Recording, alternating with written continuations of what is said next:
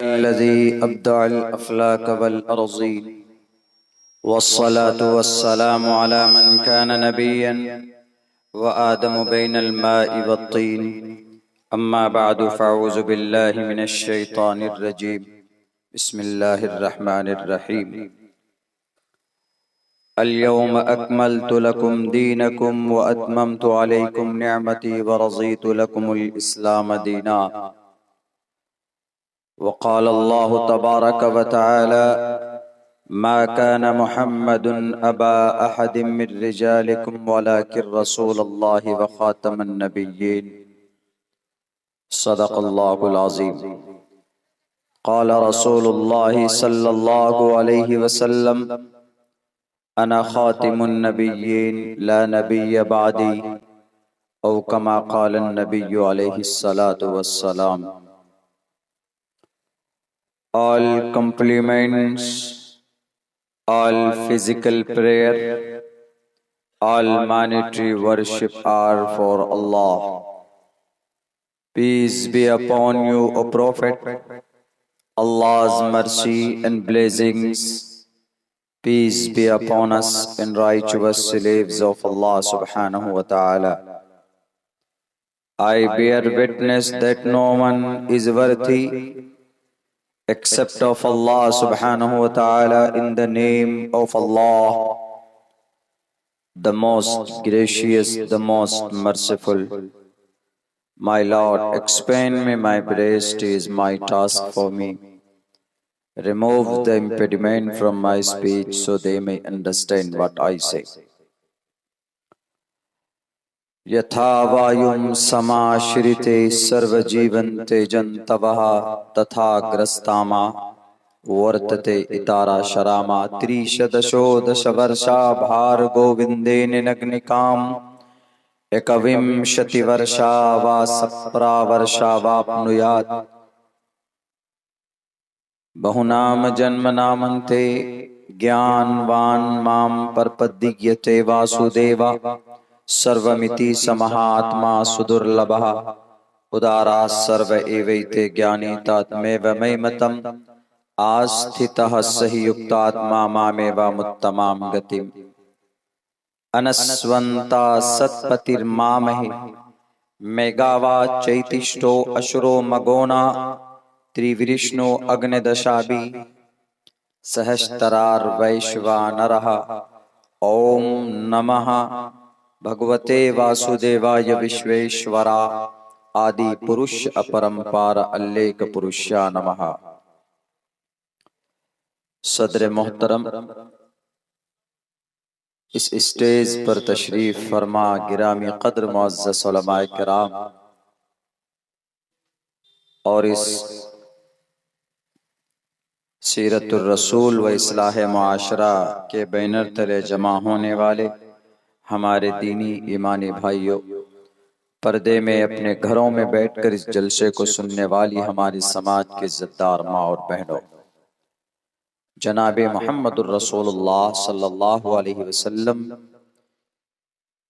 की निस्बत पर, उनकी सीरत की निस्बत पर ये महफिल मुनाकिद की गई है। इसमें कोई शक नहीं है 1458 साल गुजर जाने के बाद भी आज अगर हम अपने मुआशरे और अपनी सोसाइटी के अगर इस्लाह करना चाहते हैं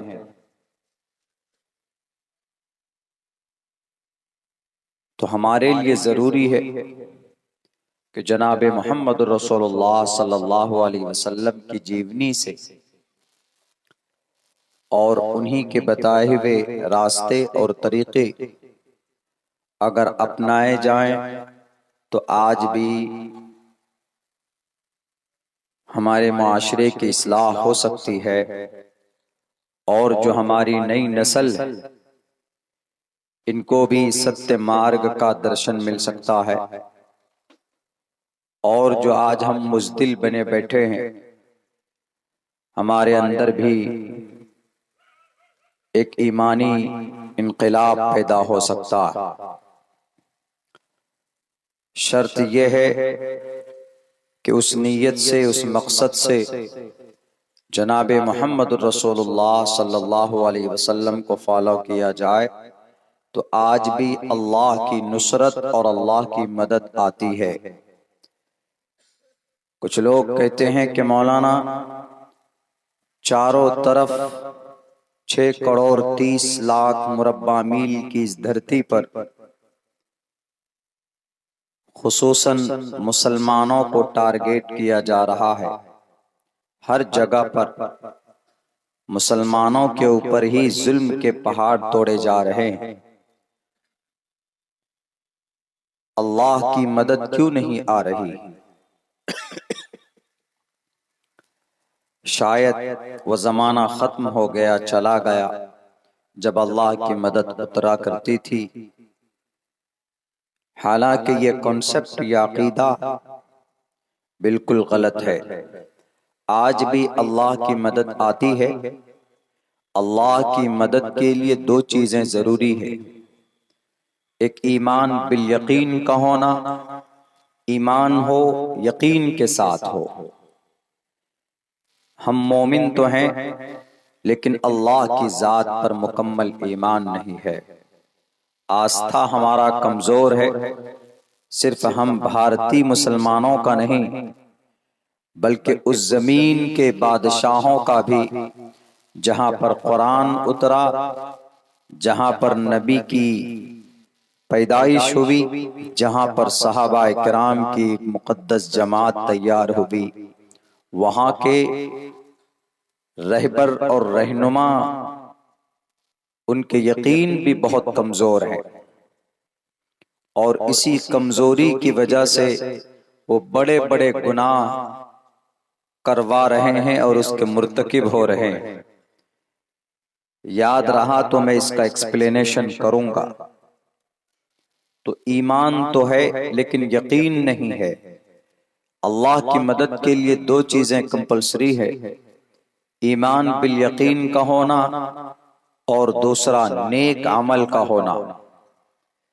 دونوں ہی یہ قوم پیچھے ہے ان دونوں میدانوں میں، نہ ہمارا ایمان پر اتنا مضبوط، اللہ کی ذات پر اتنا مضبوط آستھا ہے کہ ہم اپنے یقین کی وجہ سے، اپنے مضبوط ایمان کی وجہ سے، اور اس ایمان اگر مضبوط ہوگا تو پھر آپ گناہ سے بھی رکیں گے، بچ جائیں گے، اور پھر آپ کا عمل اچھا ہوگا۔ تو یہ دونوں چیزوں میں آج اس قوم کو فکر کرنے کی ضرورت ہے۔ اور ایسا اگر کوئی کہتا ہے کہ نہیں 1458 سال پہلے جو صحابہ کی جماعت تھی، ان کے بعد تابعین، پھر ان کے بعد تبع تابعین، اکابرین سلف صالحین کا جو زمانہ تھا، اچھا دور، اچھا زمانہ تھا، اسی وقت اللہ کی مدد آتی تھی، یہ بالکل غلط ہے۔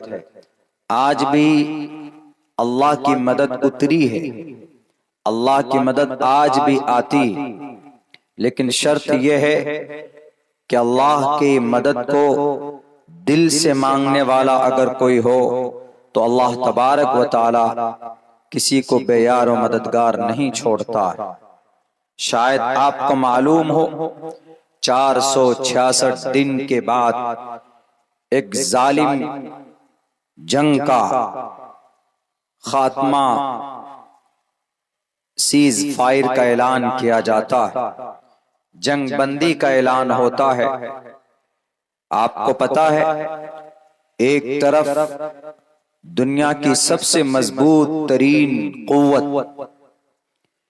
اتنی مضبوط طاقت، ٹیکنالوجی میں نمبر 1، اگر ان کے ملک کے اوپر سے اگر مچھر یا کوئی پرندہ آ جائے اور وہ سسپیشیس ہو، یعنی شک کے دائرے میں ہو، تو وہ اس پرندے کو بھی مارتے ہیں، اس پرندے کو بھی ٹریک کر لیتے ہیں کہ اس کے پنجے میں کیا ہے۔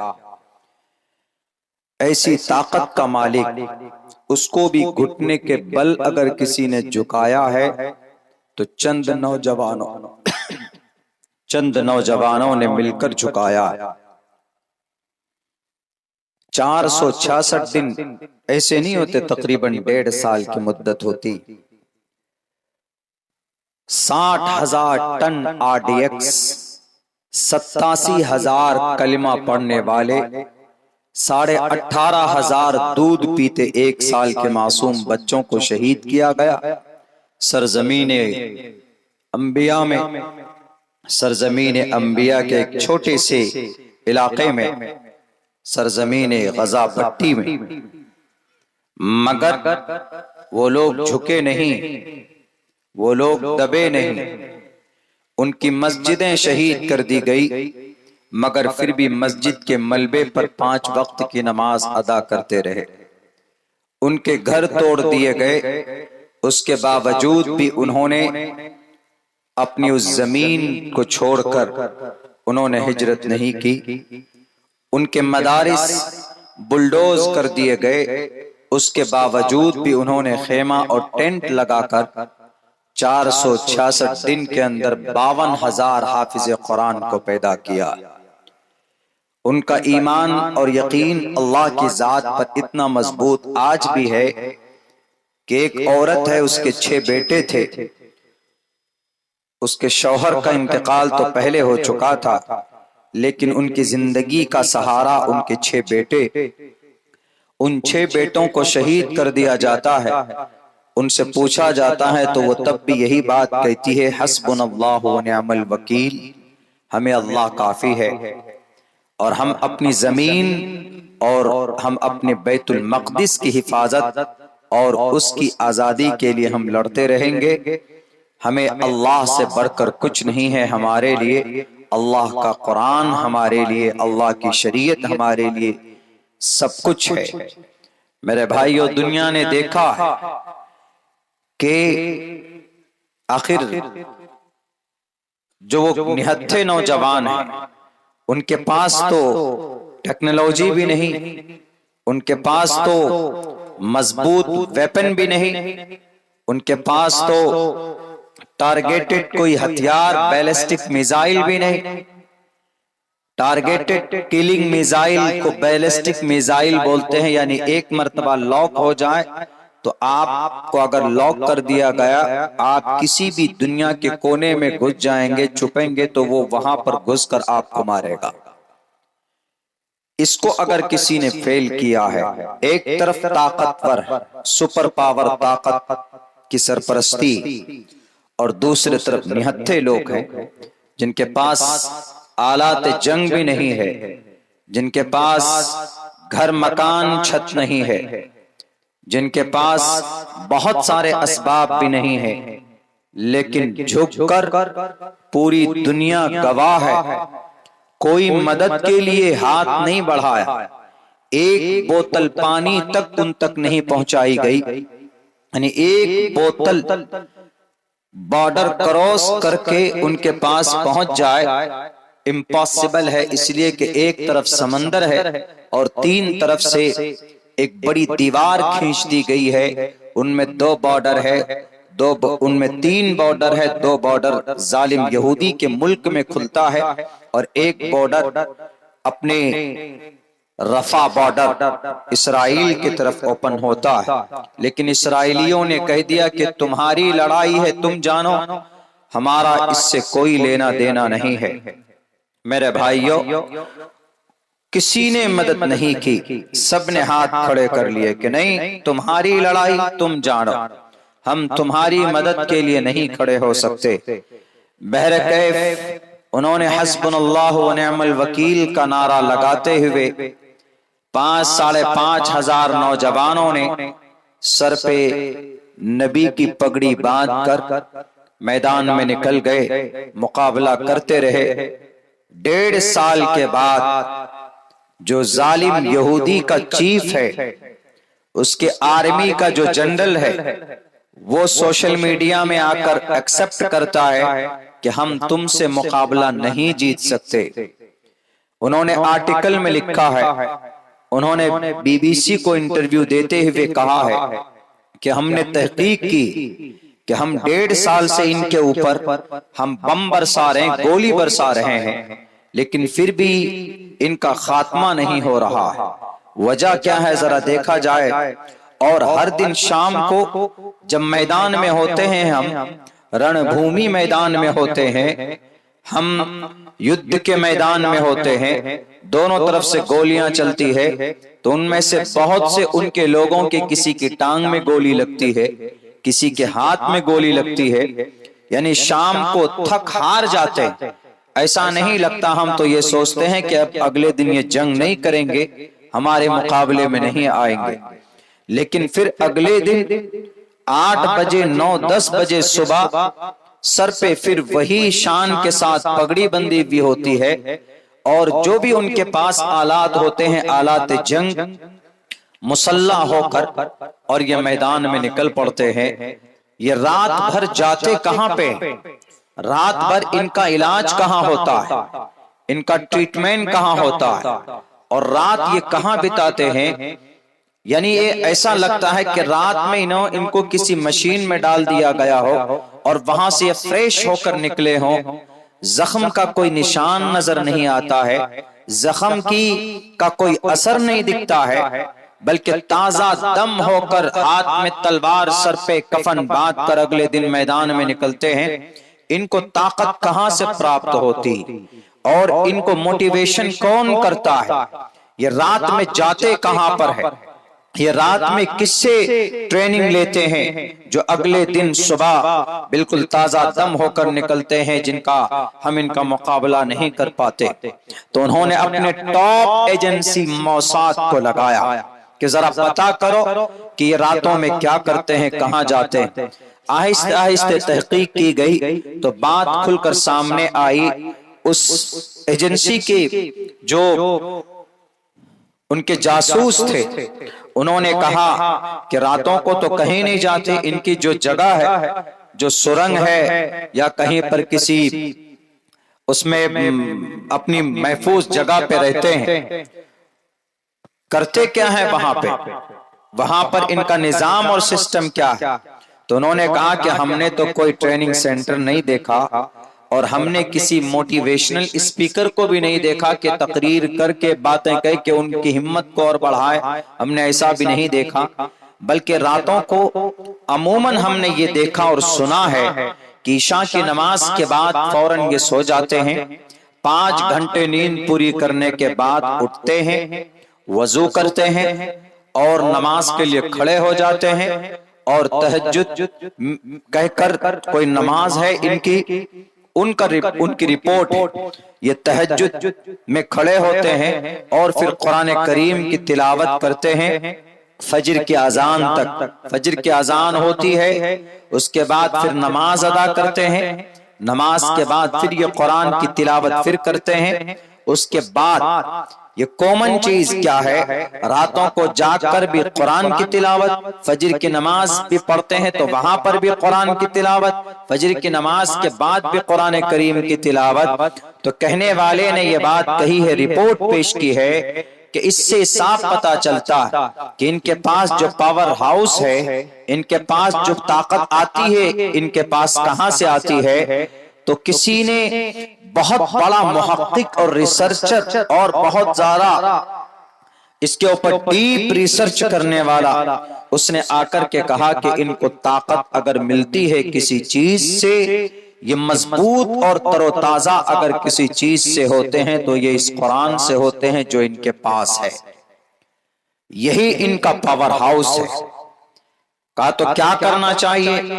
کہا کہ جب تک ان کے پاس، چیف آرمی نے کہا کہ جب تک ان کے پاس ان کا رشتہ قرآن سے جڑا ہے، جب تک ان کے پاس قرآن کا یہ نظام ہے، تو ہم ان سے مقابلہ جیت نہیں سکتے، کیونکہ اگر کوئی موٹیویشنل اسپیکر ہو تو اس کو مار دیں گے، ختم ہو جائے گا، کوئی اس کی ہمت نہیں بڑھائے گا، یا کوئی مشین ہو جس میں ڈال کر فریش ہو کر نکلتا ہو تو اس مشین کو ہم ڈسٹروائے کر دیں گے، چلو اس کے بعد میں جو بیمار ہے بیماری رہے گا، کوئی ہاسپٹل نہیں، کوئی نظام نہیں۔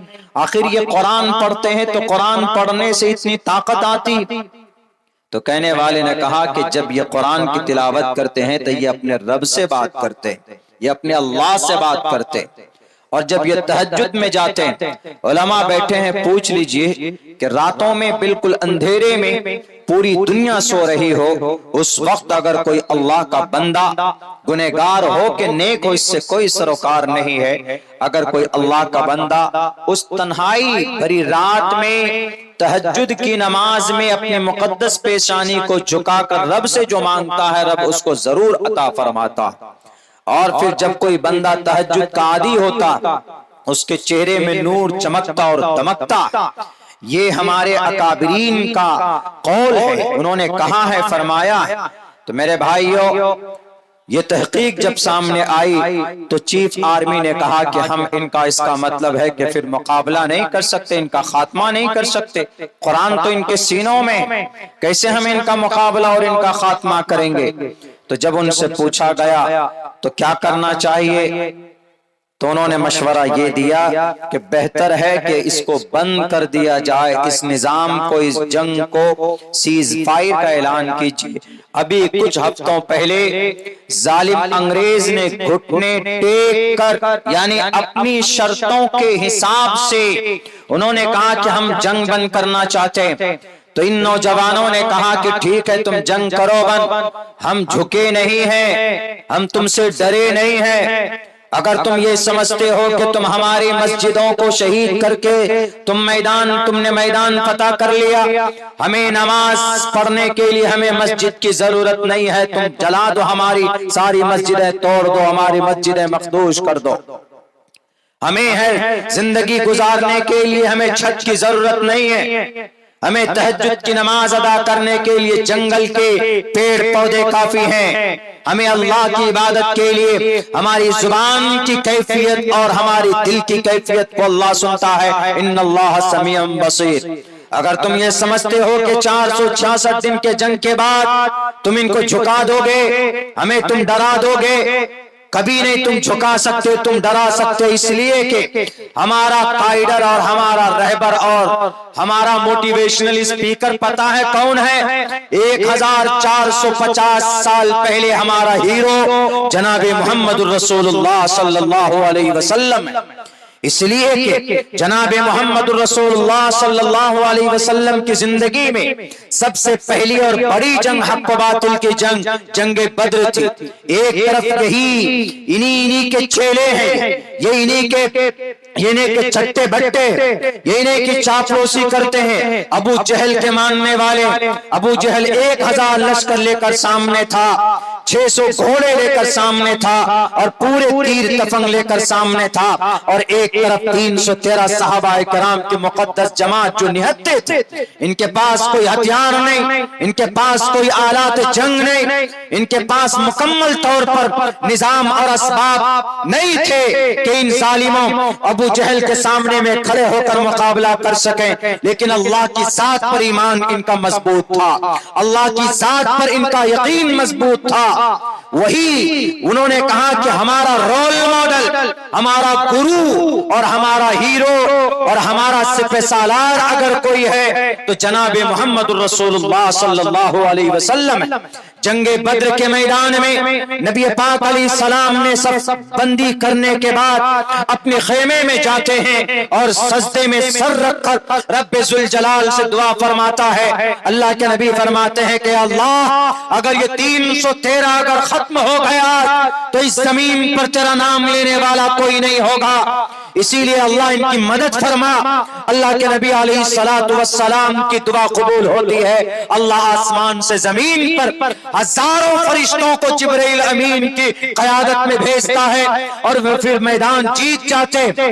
ایمان مضبوط تھا اللہ کی ذات پر، ایمان رشتہ مضبوط تھا اللہ تبارک و تعالیٰ کی ذات پر، اور وہی طریقہ، وہی نظام، وہی سسٹم آج غزہ پٹی کے نوجوانوں نے اپنایا، وہاں نبی کی مقدس پیشانی سجدے میں تھی، یہاں حفاظ کرام کی مقدس پیشانی سجدے کے اندر تھی۔ وہاں ایک طرف ابو جہل کا پورا جتھا تھا، یہاں پر ظالم یہودیوں کے آئرن ڈوم ٹیکنالوجی کی بارش ایک طرف، ان کے ہتھیار اور ان کے ایک طرف ظلم و ستم کرنے والے ایک سے ایک پروپیگنڈے کا پہاڑ تھا۔ میرے بھائیو، وہاں پر اللہ کے نبی علیہ السلام کا ایمان مضبوط تھا، صحابہ کرام کو اللہ کی ذات پر مکمل بھروسہ تھا، تو اللہ نے ان کو اس میدان کو، وہاں پر صحابہ کرام فاتح ہوئے، جیتے، اللہ کی مدد آئی۔ اور غزہ پٹی میں بھی یہ نوجوان اگر جیتے ہیں تو اللہ تبارک و تعالیٰ کی نصرت اور مدد سے جیتے ہیں۔ کتنی سملٹی ہے جنگ بدر میں اور غزہ پٹی کے نوجوانوں میں۔ اگر آج بھی کوئی ایمان مضبوطی کے ساتھ اللہ سے مدد مانگے تو اللہ کی مدد آتی، ضرور آتی۔ سیز جنگ بندی کا اعلان کیا گیا، سیز فائر کا اناؤنسمنٹ ہوا۔ ان نوجوانوں کے پاس جب پرستاؤ بھیجا گیا کہ یہ لیجئے جنگ بندی کے کنڈیشنز ہے، انہوں نے کہا کہ جنگ ہم بھی بندش چاہتے ہیں، لیکن جنگ بند ہوگی ہمارے شرطوں کے حساب سے۔ تو یہودی چیف آرمی کو ماننا پڑا، کہا کہ ٹھیک ہے، واٹ ڈو یو وانٹ، جو آپ چاہتے ہیں ہم اسی کے حساب سے جنگ کو بند کرنا چاہتے ہیں، لیکن ہم جنگ نہیں چاہتے۔ اپنی کنڈیشن کے حساب سے جنگ بندی کا اعلان کیا۔ دنیا کی سپر پاور طاقت جھکی کس کے سامنے؟ 5000 حافظ قرآن کے سامنے میں۔ 5000 تھے وہ بس، اور وہ بھی حافظ قرآن تھے۔ ان میں سے 3800 یا 3200 4200 تقریباً حافظ قرآن۔ تو آج بھی اللہ کی مدد آتی، شرط یہ ہے کہ ویسا ایمان ہونا چاہیے۔ یہاں تو ہم پر ایمان تو دور کی بات ہے، جو ہم مسلمانوں کے اوپر دین کا ایک اہم فریضہ جو نماز ہے، ہم اس کو ادا نہیں کر پاتے، اور پھر ہم اللہ سے مدد ڈھونڈتے کہ اللہ کی مدد کیوں نہیں آتی۔ میرے بھائیوں، میں 100 مرتبہ کہہ چکا ہوں اور اب بھی کہتا ہوں، اسلام سے بہتر دنیا کے اندر کوئی نظام، کوئی سسٹم نہیں ہے۔ پوری دنیا اگر جہالت کی وجہ سے کوئی ایک دوسرے کو ایکسپٹ کریں، کرسچن کہہ کہ ارے ہو سکتا ہے یہودی اچھے ہیں، یا یہودی کہے کرسچن اچھے ہیں، یا جین کہیں کہ بودھ اچھے ہیں، بودھ کہیں کہ جین اچھے ہیں، کہہ سکتے ہیں، لیکن میں دعوے کے ساتھ کہتا ہوں، دلیل ان کی گرنتھوں کو ناچیز نے پڑھا، کہیں پر بھی نظام اور سسٹم نہیں ہے زندگی گزارنے کا۔ اگر کہیں بہتر نظام اور سسٹم ہے تو جناب محمد رسول اللہ صلی اللہ علیہ وسلم کی جیونی میں۔ اگر کوئی انگلی اٹھاتا ہے جناب محمد رسول اللہ صلی اللہ علیہ وسلم کی جیونی کی طرف تو اس کا بھی سمادھان ہے، وہ جہالت کی وجہ سے ہوتا ہے۔ ابھی ہم نے کئی مرتبہ جلسوں میں کہا ہے کہ کچھ لوگ جہالت کی وجہ سے محمد رسول اللہ کی پوتر جیونی پر انگلی اٹھا دیتے، اعتراض کر دیتے ہیں کہ ارے آپ علیہ السلام تو ایسے تھے، 27 جنگ لڑی، 9 جنگ آپ 27 جنگوں میں شریک ہو گئے، 9 جنگ آپ علیہ السلام نے 27 غزوات آپ کی زندگی کے اندر پیش آئے، 9 تلواریں تھی، اور آپ علیہ السلام کہاں کے اچھے ہیں بھائی، 9 شادی بیوی رکھتے، ایک مرتبہ 11 شادی کی انہوں نے، اور ایک تو چھوٹی بچی سے وواہ کر لیا، اماں عائشہ صدیقہ رضی اللہ تعالیٰ عنہا سے، یہ بھی کہہ کے لوگوں میں بھرم پھیلاتے۔ جنہیں جگت پتی کہا گیا ہو جس نبی کو، ان کی جیونی پر اعتراض جہالت کی سب سے بڑی دلیل ہے۔ پڑھا لکھا ہوتا تو سوال نہیں کرتا، جہالت کی وجہ سے لوگوں کے بیچ میں رومر پھیلانا آسان ہوتا، جہالت کی وجہ سے، لٹریسی کی وجہ سے۔ کتنی بڑی جہالت ہے کہ اماں عائشہ کو بچپن میں بیوی بنا کر لے کر آئے. اماں عائشہ کی جب رخصتی ہوئی ہے، جب آپ بیوی بنا کر لے کر آئے اللہ کے نبی علیہ السلام، اس وقت اماں عائشہ کی عمر کتنی تھی نوجوانوں؟ 9 سال. بعض محدثین نے کہا ہے کہ 14 سال 13 سال. She became good woman، بالغہ تھی. لیکن زیادہ معتبر روایات میں ہے کہ اس وقت آپ کی عمر 9 سال تھی. جب 9 سال تھی تو بالغہ تھی. کیوں جی 9 سال میں تھوڑی شریعت اسلام میں لڑکیاں بالغ ہوتی، 12 سال میں ہوتی ہے. ہاں ٹھیک ہے، محدثین نے یہ بھی لکھا ہے کہ اس وقت میں وہاں کے آب و ہوا کے حساب سے 1450 سال پہلے کی بات ہے. 1450 سال پہلے اس وقت کے آب و ہوا ویدر کنڈیشن کے حساب سے، ان کی عمر کے حساب سے، وہاں کے آب و ہوا کے حساب سے بچیاں 9 سال کی عمر میں بالغ ہو جاتی تھی. تو غلط نہیں. آپ لاکھ تشریح کیجئے، لاکھ وضاحت پیش کیجئے، وہ تو قرآن کو نہیں مانتا، حدیث کو نہیں مانتا. اعتراض کرنے والا، ہم نے کہا کہ نہیں مانتا، اپنے گرنتھ کو مانتا ہے. ان کے گرنتھ میں موجود ہے، ان کے شاستر میں موجود ہے. ان کے شاستر میں لکھا ہے کھلے لفظوں میں 30 ورشا بھار گووندین نگنکام 21 ورشا وا سپرا ورشا واپنویات. 30 ورشا 30 برس کا لڑکا 10 برس کی لڑکی سے وواہ کر سکتا ہے. مہا بھارت میں ہے نا.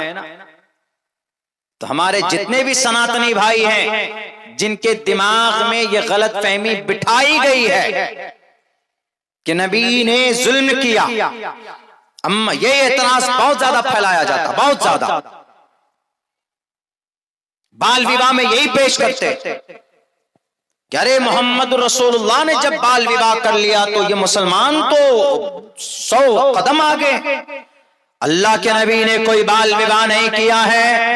یہ تمہارے دماغ میں جو بھوسا بھرا گیا ہے، پڑھا جائے گرنتھوں کو تو بھوسا نکلے گا. تمہارے دماغ میں جو گوبر بھرا گیا ہے، کیا ہے گرنتھ میں؟ 30 گنتی نہیں آتی ہے سنسکرت میں، تو انشاءاللہ بتائے گا یہ بچہ. 30 برس کا لڑکا 10 ورشا 10 برس کی لڑکی سے بھارگو، نابالغ لڑکی سے، وہ بھی بالغ نہیں، نابالغ. بھارگو منے ایسی بچی جس کا حیض کا خون نہ آیا. 30 ورشا بھارگو وندین نگنکام، وواہ کر سکتا ہے، نگنی کر سکتا ہے، نکاح کر سکتا ہے. 21 ورشا 21 برس کا لڑکا. 21 20 کو بولتے ہیں سنسکرت میں. 20 کے ساتھ 1 لگائیے، 20 1 21. 21 22 23 24 25 چلے جائیں گے تو 30 20 21 22 23 24 گنتے ہوئے. 21 ورشا وا سپرا ورسا 7 برس کی لڑکی سے 21 برس کا لڑکا وواہ کرنا چاہے تو کر سکتا ہے. جب 3100 سال پہلے مہا بھارت میں یہ بات کہہ دی گئی کہ اگر کوئی 30 برس کا لڑکا 10 برس کی لڑکی سے وواہ کرنا چاہے تو کر سکتا ہے، یہ بال وواہ نہیں ہے. 21 برس کا لڑکا اگر 7 برس کی لڑکی سے وواہ کرنا چاہے وہ بھی بال وواہ نہیں ہے. تو ہمارے نبی نے تو 9 سال کی عمر میں اماں عائشہ کی رخصتی کی ہے، وہ بھی اللہ کے نبی علیہ السلام نے خود سے نہیں. ابو بکر صدیق جو عائشہ کے والد محترم، وہ کہتے ہیں کہ محمد علیہ السلام آپ اپنی بیوی کو کیوں نہیں لاتے؟ عائشہ بڑی ہو گئی ہے، مطلب عائشہ بالغہ ہیں، بڑی ہو گئی ہیں، اب وہ آپ کی بیوی بننے کے لائق ہیں، آپ لے کر آئیے. ابو بکر صدیق نے مہر کے پیسے خود سے اللہ کے نبی کو دیا تھا. اللہ کے نبی نے کہا تھا کہ ابو بکر صدیق میرے پاس مہر کے لیے کچھ بھی نہیں ہے دینے کے لیے. 450 دینار مہر طے کیے گئے، ان میں سے 500 دینار حضرت ابو بکر صدیق نے اللہ کے نبی کو دیا کہ یہ لیجئے آپ، میں آپ کو دیتا ہوں، تحفے میں دیتا ہوں یا قرض دیتا ہوں، آپ مہر دیجئے اور اپنی بیوی کو لے کر آئیں. عائشہ صدیقہ رضی اللہ تعالی عنہا کی رخصتی کی گئی ہے ابو بکر صدیق کے کہنے پر، اور عائشہ کوئی ایسی ویسی عورت نہیں. ازواج امہاتم، ازواج مطہرات میں سے سب سے زیادہ صحیح و فتین اس زمین پر اس دنیا کے اندر حدیث کی روایت کرنے والے میں سب سے بڑا نام ابو ہریرہ رضی اللہ تعالیٰ عنہ کا آتا، لیکن ابو ہریرہ کے بعد سب سے زیادہ مرویات اگر کسی سے ثابت ہے، اگر کسی سے روایت ہے حدیثیں، تو عائشہ اما عائشہ صدیقہ رضی اللہ تعالیٰ عنہ سے 2210 حدیثیں روایت کی گئی، جن میں سے 350 حدیثیں بخاری اور مسلم کے اندر موجود ہے۔ کون عائشہ؟ وہ عائشہ جن پر جب تہمت زنا کے تہمت لگائے گئے تو اللہ تبارک و تعالیٰ نے آسمان سے زمین پر 16 سے 17 آیتیں ان کی پوترتا کو بیان کرنے کے لیے نازل فرمایا۔ وہ اما عائشہ جن کی برکت سے اس امت کو تیمم جیسا ایک اہم مسئلہ ملا ہے، وہ اما عائشہ، ان کے بارے میں غلط بیانی کرتے ہو، شرم آنی چاہیے، اس لیے کہ اللہ کے نبی کی جیونی کے اندر ذرہ برابر کوئی مائع کا لال فالٹ نہیں دکھا سکتا، کوئی کمی نہیں دکھا سکتا، نہ اللہ کے نبی کی جیونی میں دکھا سکتا ہے، نہ قرآن کریم کی کسی زیر و زبر میں دکھا سکتا۔ اگر کسی کو شک ہو تو آئیں مدارس میں، آئیں ہمارے علماء کے پاس، وہ ایک شک کو دور کریں گے اور ان کو مطمئن کریں گے، اور یہی چیزیں پڑھائی جاتی ہے، بتائی جاتی ہے ہمارے مدارس کے اندر، ہمارے علماء انہی پر محنت کرتے۔ لیکن آج کل تو ایک طرف سے جناب ٹرین چل پڑا ہے، فلاں مدرسے کو بند کرو، 10,000 بچے پڑھتے ہیں، پیسہ کہاں سے آتا ہے؟ ایک تو کہتا ہے ادھر پورب طرف کا ایک عجیب طرح کا بھاشن ہے، وہ کہتا ہے کہ ہم نے تمام مسلمانوں کو بلایا اور مسلمانوں سے کہا کہ ذرا بتاؤ تم کو ڈاکٹر چاہیے کہ تم کو حافظ صاحب چاہیے؟ تو مسلمانوں نے کہا کہ ہم کو ڈاکٹر چاہیے۔ پھر ہم نے سب سے پوچھا کہ ذرا بتاؤ تم کو مولانا چاہیے کہ تم کو ماسٹر چاہیے، تم کو انجینئر چاہیے؟ تو سب مسلمانوں نے کہا کہ انجینئر چاہیے۔ تو ہم نے پھر سے بلا کر کے کہا کہ ذرا بتاؤ تم کو مفتی صاحب چاہیے، قاضی صاحب چاہیے کہ تم کو ویگیانک چاہیے، کہ تم کو MBBS MD ڈاکٹر چاہیے، تم کو جج چاہیے، تم کو لائر چاہیے؟ تو سب نے کہا ہمیں نہ حافظ چاہیے، ہمیں نہ مولانا چاہیے، ہمیں نہ عالم دین چاہیے، ہمیں نہ مفتی صاحب چاہیے۔ سارے مسلمانوں نے ایک طرف سے کہا کہ ہم کو ڈاکٹر چاہیے، ہم کو انجینئر چاہیے، ہم کو جج چاہیے۔ کہا کہ جب تم ڈاکٹر، انجینئر، پائلٹ ڈھونڈتے ہو تو مدرسے میں تو تمہارا مولانا پڑھایا جاتا، مدرسے میں تو تمہارا حافظ قرآن بنایا جاتا، مدرسے میں تو قاری قرآن بنایا جاتا، اسی لیے ہم نے 313 مدرسے بند کر دیے۔ اس کا اسٹیٹمنٹ یہ ہے، مورکھتا، اسے پتہ ہی نہیں ہے تاریخ کے بارے میں۔ وہ سمجھتا ہے کہ ماسٹر، انجینئر، ڈاکٹر، پروفیسر بہت بڑی چیز ہے۔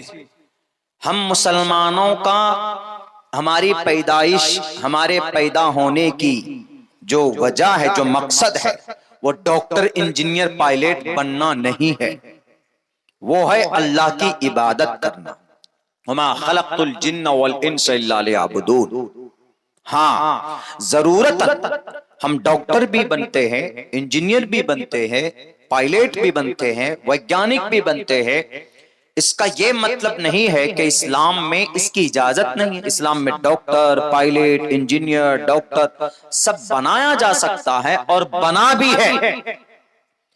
تو انہوں نے 313 مدرسے بند کر دیے۔ آپ تحقیق کر لیجئے گا کہ کس نے بند کیا، اور جھوٹ بولا کہ نہیں مسلمانوں نے کہا کہ ہم کو حافظ صاحب نہیں چاہیے، ہم کو ڈاکٹر چاہیے۔ اس کو نہیں معلوم کہ اگر ڈاکٹر ہی تم کو چاہیے تو دنیا کے اندر سب سے بڑا ڈاکٹر کا امام کون ہے؟ ذرا بتاؤ۔ ڈاکٹر کا امام، MD ڈاکٹر بنانے کے لیے جو کتاب پڑھائی جاتی ہے، وہ کتاب لکھنے والا کون؟ بتائیے جاہل صاحب، وہ جاہل صاحب سے سوال کیجئے۔ دنیا کے اندر یہ خطاب صرف ایک شخص کے نام ہے، ڈاکٹروں کا امام ابو بکر محمد بن زکریہ الرازی، جو حافظ قرآن تو نہیں تھے، البتہ قرآن کریم کے جانکار تھے، ڈیلی تلاوت کرتے تھے۔ 1923 میں خطاب ان کو دیا گیا، چیچک جیسی مہلک بیماری کی دوائی اینٹیڈوٹ اسی ڈاکٹر ابو بکر محمد بن زکریا الرازی نے نکالی۔ ذرا بتاؤ اگر تمہیں لگتا ہے کہ مدرسوں کے اندر میں قرآن پڑھنے والا حافظ قرآن ہوتا ہے، عالم دین بنتا ہے، یہ ڈاکٹر نہیں بن سکتے، تو القانون کتاب پڑھو، اپنے گرو ڈپلیکیٹ خدا تمہارا امریکہ، اسرائیل، یہودی ظالم، ان کے آکسفورڈ یونیورسٹی، لندن یونیورسٹی کی سلیبس میں دیکھو القانون کتاب پڑھائی جاتی ہے، جو ڈاکٹریٹ پر ایم بی بی ایس کے بعد بڑا ڈاکٹر ایم ڈی ہوتا ہے۔ ایم ڈی ڈاکٹر جب تک اس کتاب کو نہ پڑھ لے وہ ایم ڈی ڈاکٹر نہیں بن سکتا۔ اس کتاب کو لکھنے والا 11 سال کی عمر میں حافظ قرآن بنا تھا۔ علماء جانتے ہیں شیخ حسین ابن علی سینا، مدرسے میں صرف قرآن نہیں پڑھایا جاتا ہے، مدرسے کے اندر میں ڈاکٹر کی بھی تعلیم ہوتی۔ کیا اسلام نے ڈاکٹر بننے کو منع کیا؟ ارے اسلام کا پسندیدہ سبجیکٹ رہا ہے علم طب، اسی کو ڈاکٹریٹ کے اندر تم نے بھی بدلا۔ آج کیمسٹری کو تم بہت بڑھاوا دیتے ہو، اس کیمسٹری کا بانی جعفر ابن حیان ہے، جس کو الکیمسٹ علم کیمیا کسی زمانے میں کہا جاتا تھا۔ ذیابیطس کو، ڈائبٹیز کو تم بلا مانتے، بڑی بیماری مانتے ہو، اس بیماری کی کھوج اور اس پر تحقیق کرنے والا ذیابیطس کے اوپر پہلے کسی زمانے میں ذیابیطس نام سے اس کو جانا جاتا تھا۔ اس کا یہ مطلب نہیں ہے کہ ہم نے مدرسوں میں ایگزیکٹ سبجیکٹ اگر بند کر دیے تو مسلمان اسلام کے پلیٹ فارم سے کوئی ڈاکٹر، کوئی انجینئر، کوئی پائلٹ نہیں ہوتا۔ 1 سے لے کر 10 تک لکھنے کے لیے یہ جو عدد لکھتے ہو تم کس نے دیا؟ تمہارے ابا نے۔ یہ لکھنے والا اگر کوئی ہے تو محمد بن موسیٰ الخوارزمی، جو مدرسے کا طالب علم تھا، کتاب الادویہ جڑی بوٹی دوائی کی کھوج کرنے والا کوئی پروفیسر نہیں تھا۔ جنید بغدادی جن کی کتاب الادویہ کے نام سے ایک بڑی کتاب ہے، جنہوں نے آرگینک دوائی کی کھوج کی، اور تو اور جناب آپریشن کرنے کے لیے جو انسٹرومنٹ کی ضرورت پڑتی، جو آلات کی ضرورت پڑتی، یعنی سیزر ہے، بلیڈ ہے، کینچی وغیرہ وغیرہ، ان کو پیدا کرنے والا، ان کو بنانے والا کوئی مرد مجاہد ہے تو اس کا نام ابو القاسم الزہراوی ہے، جو مدرسے کا طالب علم تھا۔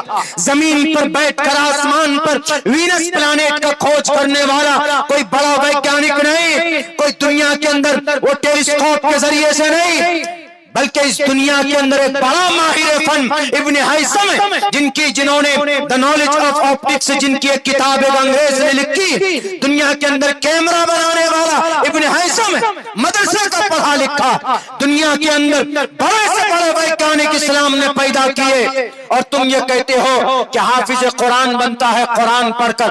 مدرسے میں بچہ جاتا ہے تو مدرسے میں صرف قاری قرآن بنے گا، عالم دین بنے گا۔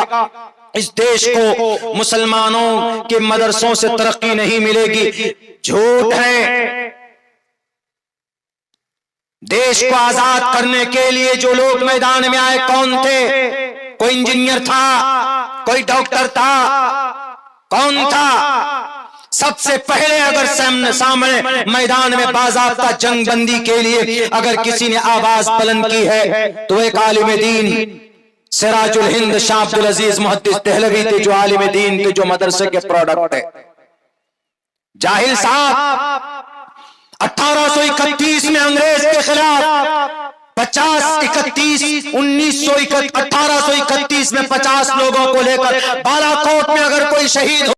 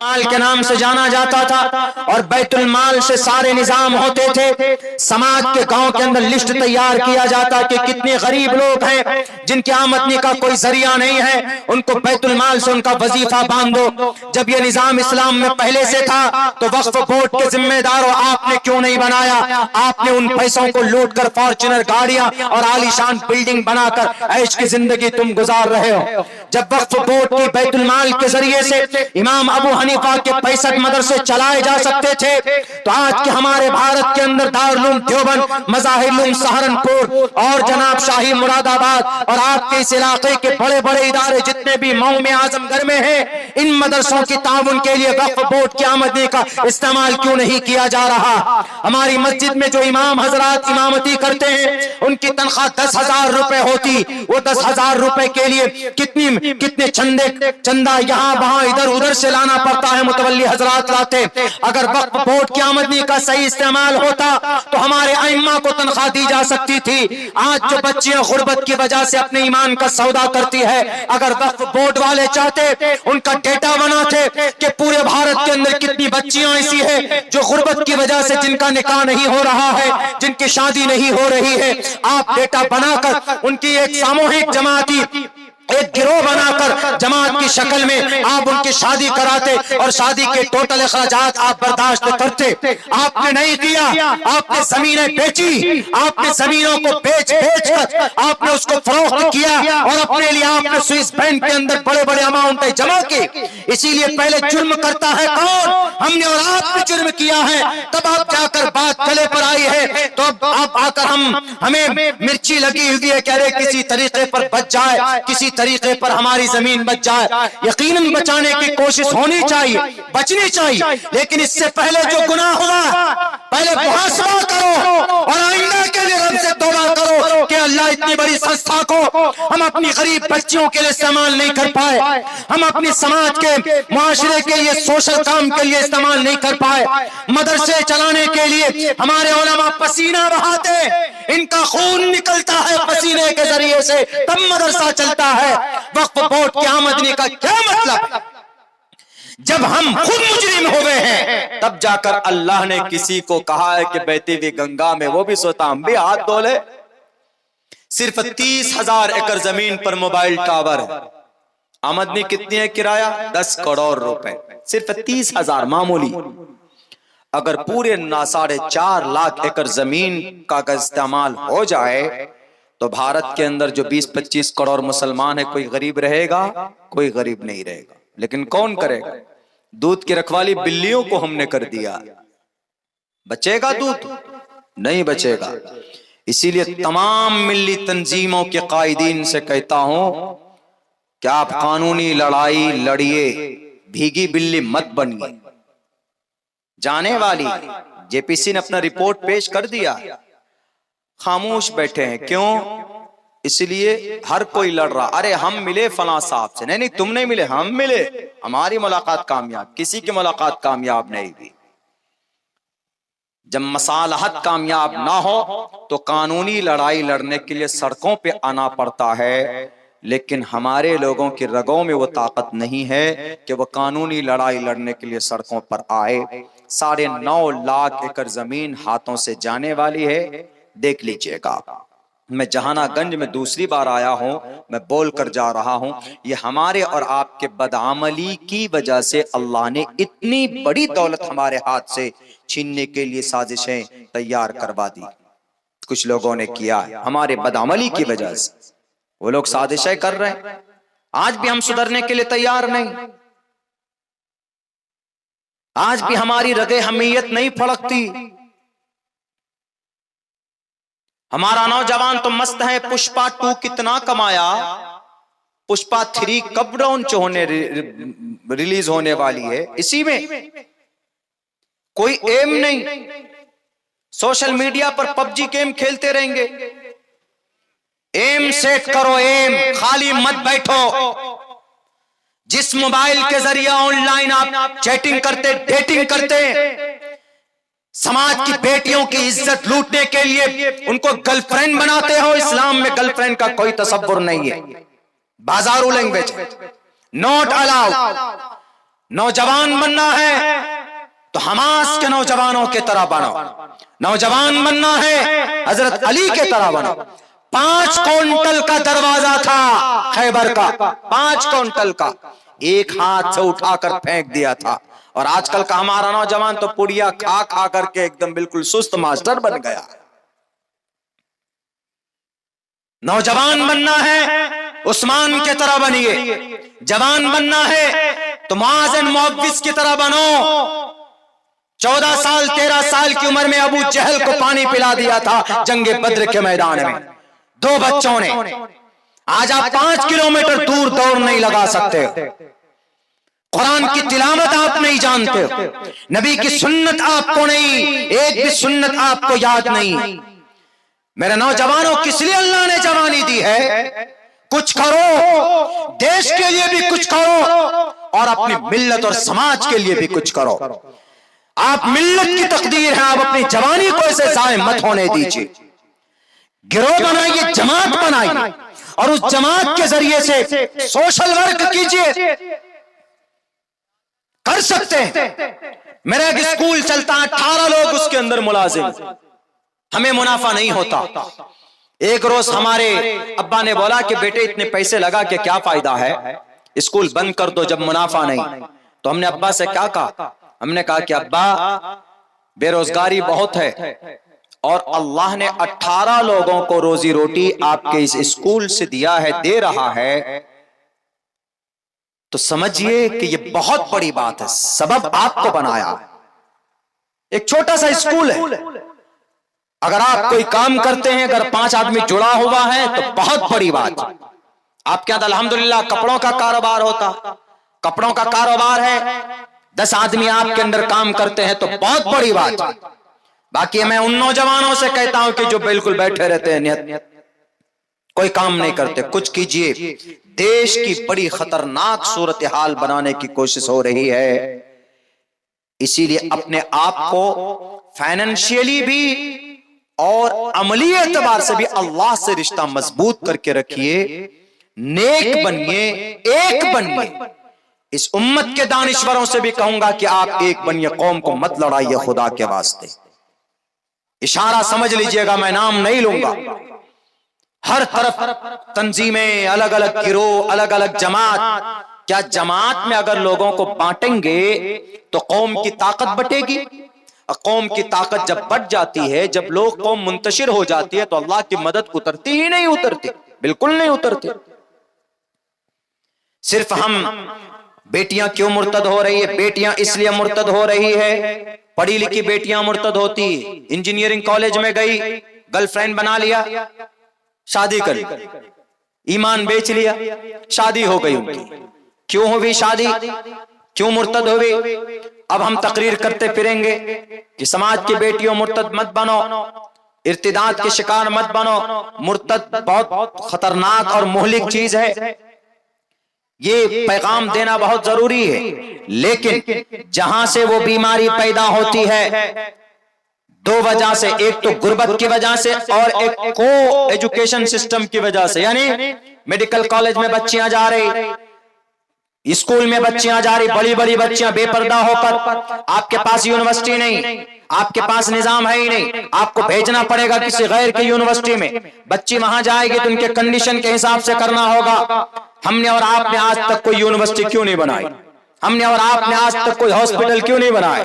بنانے والے کون؟ ایک پلیٹ فارم تھا نا وقف بورڈ کا، اور بھی تنظیمیں ہیں 2-3۔ ان تنظیموں کے ذریعے سے اس دیش کے اندر مسلمانوں کو ان کی سماجی اور ملی اعتبار سے، سیاسی نہیں کہہ رہا ہوں میں، سماجی اور ملی اعتبار سے ان کو، ان کے ذہن کو اور ان کے سوسائٹی میں پریکٹیکلی ان کو طاقتور بنایا جا سکتا تھا، لیکن نہیں بنایا گیا۔ اسی لیے مسلمانوں کسی پر بھروسے کی ضرورت نہیں۔ آپ محلے لیول پر، گاؤں لیول پر اور قصبہ لیول پر آپ لوگ خود مختار بن کر کھڑے ہو جاؤ، زیادہ کچھ نہیں۔ ہمارے نوجوان جو دن میں 300 روپے کا پڑیا کھاتے ہیں، وہاں سے عہد کریں کہ ہم 100 روپے مہینے میں ہم اپنی اس ملی تنظیم میں جمع کریں گے۔ فنڈ جمع کیجئے اور اس فنڈ کے ذریعے سے سوشل کام کرنا بہت ضروری. اگر کسی پر ظلم ہوتا ہے آواز بلند کیجئے. اللہ کے نبی کو نبوت ملنے سے پہلے 20 سال کی عمر میں محمد رسول اللہ حلف الفضول کے ممبر تھے. حلف الفضول کیا ہے علماء سے پوچھئے. حق دوسروں کے حق کے لیے آواز بلند کرنا، مظلوموں کے پیچھے کھڑا ہونا، انصاف دینا. زبید نامی ایک شخص تھا، جب وہ بیت اللہ، جب وہ مکہ شہر آیا تو وہاں نے عاص بن وائل نے کہا کہ ٹھیک ہے تمہارا پیسہ میں کام کروں گا. محنت کرتے ہم دونوں تجارت کرتے، پارٹنرشپ میں تجارت کرنے لگے.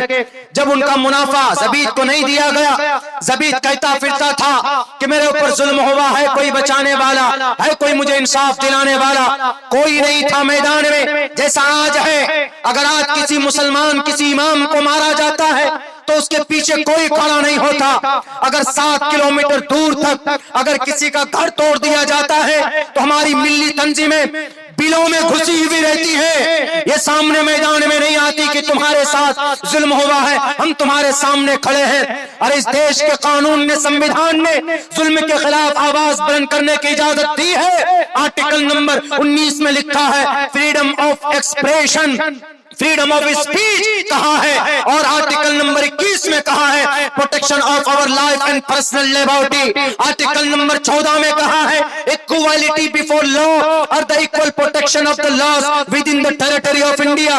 ان فنڈامنٹل رائٹ کو سامنے رکھ کر ہم دوسروں کی مدد کے لیے کیوں نہیں آگے آتے؟ آخر کس سے ڈرتے ہیں؟ اللہ سے بڑا کوئی ہو سکتا ہے کیا؟ اللہ سے بڑا کوئی ہو سکتا ہے؟ کوئی نہیں ہو سکتا ہے. اسی لیے خدا کے واسطے جو مظلوم ہے ان کی مدد کیجئے، جن کے اوپر ظلم و تشدد ہو رہا ہے ان کے پیچھے کھڑے ہوئیے. ایک امام کو مارا گیا بہار کی دھرتی پر مدھوبنی میں، وہاں کے ڈی ایس پی نے اتنا مارا 3 دن تک ہاسپٹل میں اس کو ایڈمٹ ہونا پڑا. ان سے کسی نے پوچھا، جب میڈیا والے نے پوچھا کہ آپ نے کون سا جرم کیا تھا، انہوں نے کہا کہ بھائی صاحب میری غلطی اتنی تھی کہ ڈی ایس پی صاحب چیکنگ کر رہے تھے، مجھے ہاتھ دیا، مجھے رکتے کچھ دور تک میں جا کر رکا، بریک لگاتے وہاں تک میں رکا، میں بھاگا نہیں تھا، میں رک گیا وہیں پہ. وہاں پر ڈی ایس پی صاحب آ کر تھپڑ پہ تھپڑ مارتے اور دیکھتے سر پر ٹوپی، چہرے پر داڑھی ہے. 20 سال سے امامتی کر رہا تھا، 20 سال سے امامتی نماز پڑھا رہا تھا. امام کون ہوتا؟ ہماری امت کا سب سے محترم قابل عزت انسان ہوتا ہے، جن کو ہم سمان نہیں دیتے ہیں، جن کو کہتے ہیں مسجد میں جھاڑو کیوں نہیں لگایا، یہ فین کیوں نہیں بند کیا، مسجد کی لائٹ کیوں نہیں آف کی. مسجد کا امام 24 گھنٹے میں 5 وقت کی نماز اپنی ذمہ داری پر رب کے دروازے میں لے کر پہنچتا ہے. وہ امام آپ آ کر نیت بات کر سو جاتے ہیں، لیکن پوری مستعدی کے ساتھ، پوری ایمانداری دیانتداری کے ساتھ آپ کی نماز کو اللہ کے پاس اگر کوئی پہنچاتا ہے تو وہ بیچارہ امام ہوتا ہے. اس امام کو مارا گیا، 20 سال سے امامتی کر رہا تھا، اس کو اتنا مارا، ڈنڈے سے لا کر تھانے میں مارا، اس کی پیٹھ اور اس کی کمر اس کو لال کر دیا گیا. میرے بھائیو کوئی کھڑا نہیں ہوا اس کے سامنے میں کہ امام صاحب نے حتیٰ بیچارہ لاچار معصوم ہے، کوئی نہیں کھڑا ہوا. راجنیتا لوگ تو اپنی راجنیتی سیکھنے لگے، ہماری ذمہ داری تھی پیچھے کھڑا ہونا. ہماری ملی تنظیموں کے قائدین لوگ جو آج بڑی بڑی گاڑیوں میں گھومتے، جو صدر اور سیکرٹری کے لیے لڑتے ہیں، آج کہاں گئے؟ قوم کی حفاظت آپ کے ذمہ ہے، آپ کو کرسی ملی ہے، آپ قوم کی حفاظت کے لیے کھڑے رہیے، ان کی مدد کے لیے کھڑے رہیے. اگر نہیں رہتے ہیں تو گدی سے اتر جائیے، جو کام کرنے والے ہیں وہ کام کریں گے. وہ بیچارہ امام، اس کو انصاف نہیں ملا، آج تک انصاف نہیں ملا اس کو. اس کے پیچھے کوئی نہیں بلکہ اور ڈرا دھمکا دیا گیا، کہا گیا کہ سسپینڈ کر دیا ہم نے 5 کانسٹیبل کو. مارا ڈی ایس پی، سسپینڈ کر رہے آپ کانسٹیبل کو. اگر اس میں مضبوطی کے ساتھ ہماری تنظیمیں لگتی اور قانونی کارروائی کر اگر ہم مطالبہ کرتے، پریشر بناتے، اس امام کو انصاف ضرور ملتا. اور اس ظالم گنڈا، جو گنڈا ہی کہیں گے اس کو، وہ گنڈا، وہ وردی والا گنڈا، حالا وردی والا پروٹیکٹر ہوتا ہے، ہمارا پروٹیکشن کرتا ہے، وہ ہمارا رکشک ہوتا ہے. لیکن جب اس نے نہتے کسی کو اتنا ظلم تشدد کیا کسی کے اوپر، وہ کبھی بھی ایک عام انسان نہیں ہو سکتا، وہ قابل سمان نہیں ہو سکتا. بہرکیف مسلمانوں، یہ اس امت کا المیہ ہے. بس ہم تو یہی کہیں گے کسی پر کوئی بھروسہ نہیں. جیسے سرزمین غزہ پٹی کے نوجوانوں نے اللہ سے رشتہ مضبوط کیا, اللہ سے لو لگایا, عمل اچھا کیا تو اللہ نے آج ان کی مدد کی ہے. آپ بھی اللہ سے رشتہ مضبوط کیجئے, اپنے عمل کو سدھارنے کی کوشش کیجئے, غلط چیزوں سے دور رہیے, قرآن کریم کی تلاوت سیکھیے, قرآن پڑھیے, پابندی سے نماز پڑھیے, سنستھا یونٹی بنائیے اپنے بیچ میں, اور علماء کرام کی سرپرستی میں کام کیجئے, ان کو ان کا سمان دیجئے, ان کا احترام کیجئے. اس زمین پر سب سے مقدس ہستی اگر کسی کی ہے تو ہمارے علماء کرام کی ہے. میرے بھائیو, چونکہ بڑا لمبا سفر کر کے آپ کے بیچ میں پہنچا ہوں, میں کل 11:30 بجے میں نے سفر شروع کیا تھا رات میں, تب جا کر 8 ساڑھے 8 بجے آپ کے بیچ پہنچا ہوں اڑیسہ سے. بہت زیادہ تھکا ہوا ہوں. بس عمل کے لیے تھوڑی ہی دیر کی بات کافی ہوتی ہے. ہمیں قوی امید ہے کہ ہم انشاءاللہ اپنے اندر سدھار پیدا کریں گے. جو لوگ نشہ کرتے ہیں نشہ سے توبہ کریں گے, جو لوگ نماز نہیں پڑھتے ہیں پابندی سے نماز پڑھیں گے انشاءاللہ تبارک و تعالی, اور اپنا معاملہ اللہ کے ساتھ بہتر بنانے کی کوشش کریں گے. انہی چند باتوں کے ساتھ میں دوبارہ اراکین جلسہ کا شکر گزار ہوں کہ اس ناچیز کو بحیثیت مقرر آپ کے اس جلسے میں انہوں نے شرکت کی دعوت دی. میں بہت بہت شکریہ ادا کرتا ہوں ان کا, ان کی پوری ٹیم کا. اللہ تبارک و تعالی کہنے سننے سے زیادہ ہم تمام مسلمانوں کو اس پر عمل کی توفیق عطا فرمائے. بہت بہت شکریہ, جزاک اللہ. السلام علیکم ورحمۃ اللہ وبرکاتہ.